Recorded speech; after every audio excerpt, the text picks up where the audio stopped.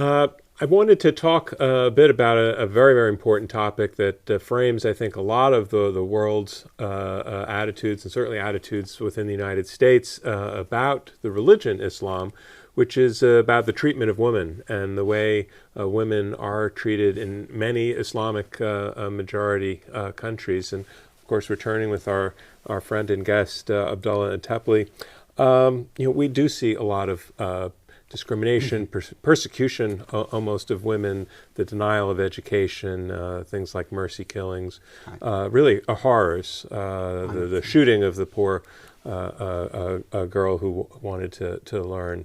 Malala. Absolutely. Is this treatment in some way dictated by religion, as some believe, or do you think it's totally cultural? How do you explain this phenomenon? I think it's a lot more complicated than religion versus culture conversation in those societies. But the whole discussion of Islam and women, I must have done more than 1,000 presentations about Islam in various churches, synagogues, hospitals, universities. Always the issue of women is in top 3 questions.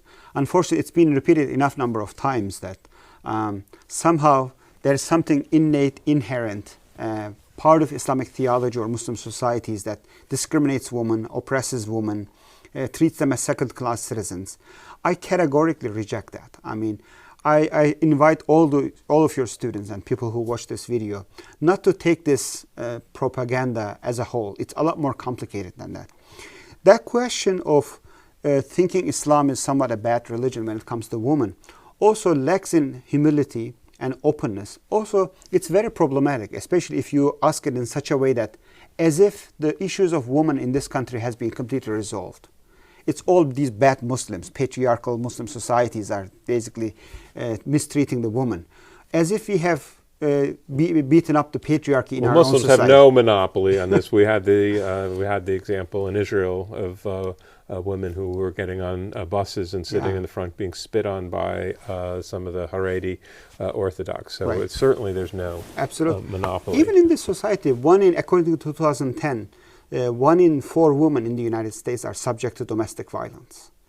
And if you look at the teenage pregnancy, if you look at the unequal job opportunities between men and women, by far patriarchy or the male domination is a big human problem. It's a problem of all humanity. And those examples that you have just mentioned in those Muslim societies, these are one of the worst manifestations of that evil patriarchy and male domination.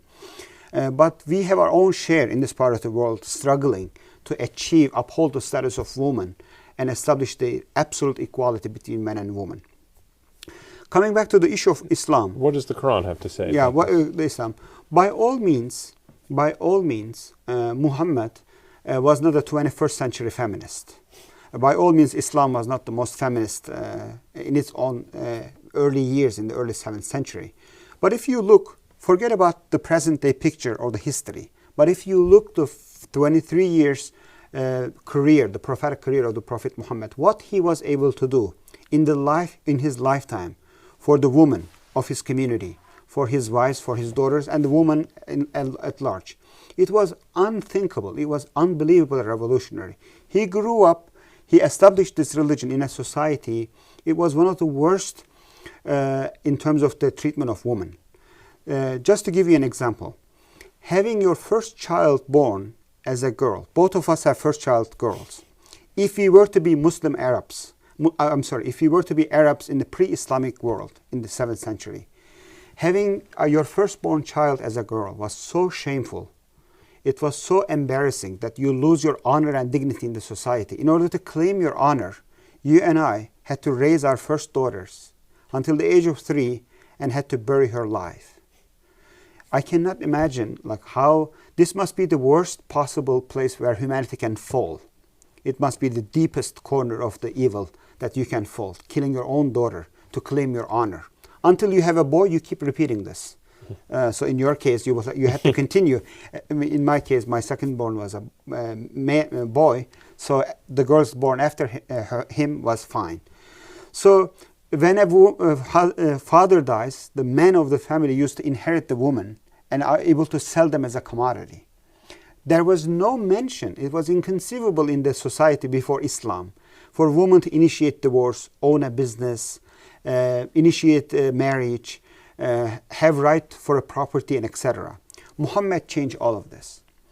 He brought the concept that they have a value, they have honor and dignity, they have equal access, they are women and men in Islam, in the sight of Allah, in the sight of God, they are all equal, because all the religious obligations are equal to.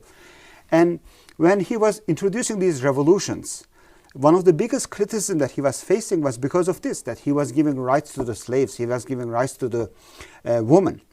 But when he was able to achieve a lot of success in giving rights and elevating the status of women in his society, a woman came to Prophet Muhammad and said, is this for real? Is this for real? Like, is this religion really will treat us as human beings? Will this continue after you? And then there's a very famous word, because some of the verses in the Quran, it's always mentioning and talking to men.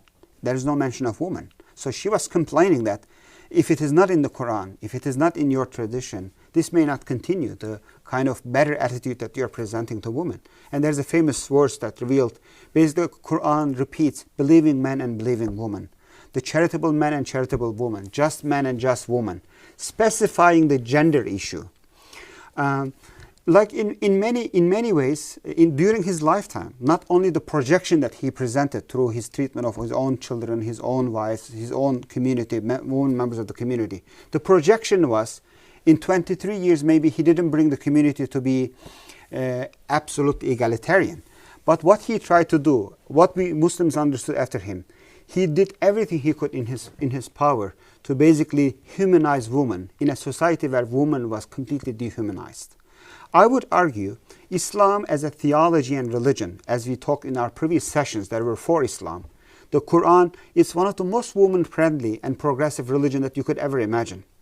But the question is whether Muslims throughout the history were they able to uphold these Quranic and the prophetic ideals in the treatment of women, or were there times and periods in the Islamic history, like many of the examples that you have mentioned, where Muslims were basically fell short, or the patriarchy, the male domination, which is innate, inherent human problem, defeated and knocked down the progressive, woman-friendly theology of Islam. That's the whole conversation. The religion, Muhammad taught all his daughters and wives how to read and write. Muslim history produced many Muslim female scholars. The very first verse of Quran is read and recite. The woman education was something that Muslims took very seriously from early on. So to see Malala's situation to be shot at just because she wants education, or to see Muslim societies like Pakistan, Afghanistan, where the literacy rate among women is less than 5%, 4%, this is just abhorrent. This is despicable.